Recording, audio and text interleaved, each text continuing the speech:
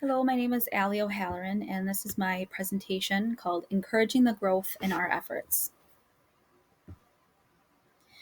For my personal learning project, my target skill was to learn power chords and strums on the electric guitar. By the end of class, I wanted to be able to play two chords and have the ability to strum and play along with two of my favorite songs. My goal is achievable because I did not overestimate my capabilities. I kept it reasonable with a goal of two songs within a 5 to 6 week time frame. My target skill was important to me because music, especially guitar riffs, have been such a power source for me. Music has carried me through many happy, sad, and deepening times. I've had my Squire for about a decade, so learning how to finally play the electric guitar has always been a goal of mine, and to create my own music to share with my children would mean the absolute world to me. So the anticipated date of completion for this project is June 27th, 2022. My experience. Week number one, it took a while to locate a relatable source that I could connect with most. My first attempt was not successful, but I remain hopeful for future progress.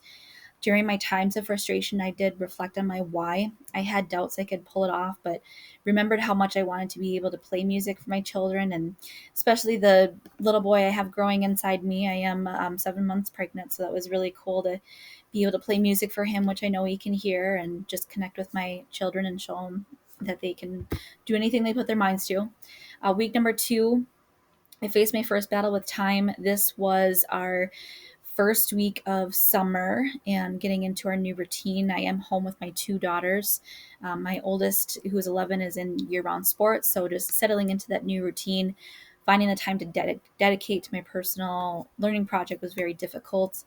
Um, I was overwhelmed. So unfortunately, I was unable to self-talk my way into applying myself because I was focused on other commitments and spending time with my children. Unfortunately, I did make little progress with my project this week. And week number three, struggle unfortunately did continue. From a personal standpoint, I faced a huge external factor here. I had a visit with my new high risk doctor that I just had switched to. And even though my whole pregnancy has been going great, I was told to expect an unfortunate reoccurrence of a postpartum issue I had with my last pregnancy. So I really tried not to, but I did a little bit, fell into some anxiety and just a lot of worry. So I fell behind with work this week, and including my project, I really struggled to focus on my responsibilities. I gave my everything to my family just to keep a positive mind and my normal self regulation skills, such as meditation and exercising, which unfortunately exercising has also been a struggle, being we're in this new routine and my husband's working and it's been so hot. So just trying to be smart. I was able to dedicate a day to music. I found it difficult to play the chords when transitioning from each fret because of my fingernails. I do get them done, so it's hard to hold the strings accurately to get a proper sound. I did have a couple clear, slow strums, so I was pretty excited about that. Then the final week, I certainly have made improvements, but I'm nowhere near where I thought I would be. I successfully played a few strums here and there, but nothing close to what where I wanted to be as far as my original goal. So one particular memory that is fantastic that I will take with me, or I continue to take with me, is my toddler was just so excited about me learning to play. She would not let me put it down. So that was very fun to have those moments with her. Um, I, I've tried not to be too hard on myself for the slow progress, but I'm really happy that I'm taking the beginning steps to succeed, even though it's at a slower pace. Self monitoring. Prior to initiating my project, I accurately applied my capability and commitment to pursuing an achievable goal, which I think and I still do agree with. After observing my progress, I did find my first flaw. I did not compartmentalize my stages of learning, and I just went straight into listening to YouTube videos. I also failed to recognize that I need to learn how to read music notes. So, not knowing how to read a single note, I would only be able to strum a song by memory, which was another task of itself. By chunking my learning stages, I may have had more success with initiation and not have felt so overwhelmed. During the process, I obviously faced an unforeseen circumstances, which led me to feel anxious and a bit overwhelmed. My persistence was tested, certainly.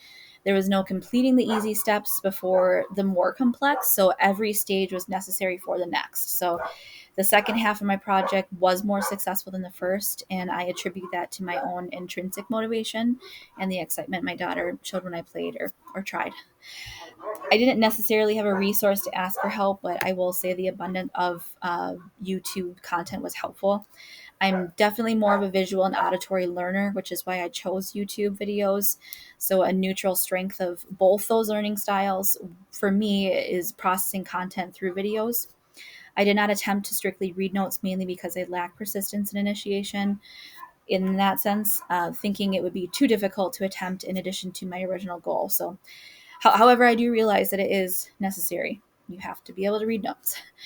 So I'm going to think about heading into the project. I was very excited and ready to embrace the journey towards the task I've always wanted to complete. I wouldn't say I was oblivious or dismissive when setting my goals regarding my other responsibilities as a mom and as a chauffeur for my daughter, but I did underestimate the unknown and how it may impact my motivation. And one thing that surprised me was how excited my toddler was to watch me learn a new skill. I knew this task would be a reinforcement in of itself, something that intrinsically motivated me to keep moving forward just because of the excitement and joy that music brings me. And then the fact that she got so excited was really, really neat. Something that surprised me in a negative sense was the fact that I did not consider reading notes to learn the chords. So, based on my original goal, I would need to be fully immersed in procedural memory in order to play songs by memory by just knowing what to do. However, being brand new, this was not the case. And I chose my two favorite guitarists. We got Jimmy Page and Eddie Van Halen. Metacognition. So, what is it? It is an awareness and understanding of one's own thought process, ability to use previous knowledge to reflect and strategize how to take on learning a new task, problem solving, evaluating results, and how to modify one's approach. Metacognition also includes making changes to one's individual learning behavior by gaining a deeper understanding of how you think and feel. Helping students assess what they're learning. So, the benefits of metacognition would be enforcing metacognitive strategies help students with their self awareness and to control their own learning. Uh, Also contributes to self regulation for managing motivation and learning, teaching students how to plan and strategize their skills towards learning a new task, balancing content and procedural knowledge, such as setting clear objectives for learning and encouraging learners. Underestimating Understanding gaps in knowledge as well as strengths, huge one. When students are able to evaluate, reflect, and monitor their learning strategies, it enhances their capability to be more self reliant, flexible, responsible, and productive. And all of those are also ways and necessary tools for emotional and social circumstances. So, developing that self regulation, understanding our strengths and weaknesses, and working with that. Implementing metacognitive thinking in the classroom. Developing a growth mindset is a big one. Teaching students how their brains are wired for growth. Just like encouraging effort, strategy, and process, building confidence will create more engagement. Acknowledging confusion, giving time to practice and reflect on what isn't understood, making connections, providing opportunities to reflect on content, process, cognitive growth, and higher level thinking. Using personal learning journals and reflective questions. Teaching goal setting, identifying strategies to attain those goals. Just like my target skill, goals should be challenging and but realistic, and being prepared, welcoming feedback and advice, monitoring performance, help seeking, track performance, like the personal learning journals and reflective questions, reflecting on performance, and again, your areas of strength and weakness where you can improve and where your success fell. Thinking out loud, talking through material, classroom discussions, things like that. Explicit teaching, modeling application of knowledge and skills. While you're teaching, I mean, modeling the ways that students can be organized, can apply themselves in a successful manner to be successful. Intrinsic motivation, the rise and fall. Intrinsic motivation is the inner drive to complete a task out of pure pleasure or enjoyment without the need for an external reward. I chose my personal learning project out of interest and excitement just because I enjoy music. So the thought of me making my own music was my intrinsic motivator. And by being intrinsically motivated, I had a stronger sense of commitment and typically more persistence with achieving my goal. So like I said, I unforeseen circumstances kind of altered my motivation, but typically with intrinsically motivating yourself, you would just be able to persevere. One way intrinsic motivation can be challenged or diminished is if one is rewarded for doing minimal work or effort or witnesses other peers, especially in the classroom. In the classroom, ways intrinsic motivation could be depleted is never building relationships, creating fear of failure or expectation. Students may give up before ever beginning a task. Ways to strengthen intrinsic motivation when learning a new skill. Ways to strengthen intrinsic motivation when learning a new skill would be to implement or give immediate feedback and constructive criticism, giving students an opportunity to apply that feedback, especially, and increasing student choice and inclusivity, and then tapping into the natural curiosity of students. Without a doubt,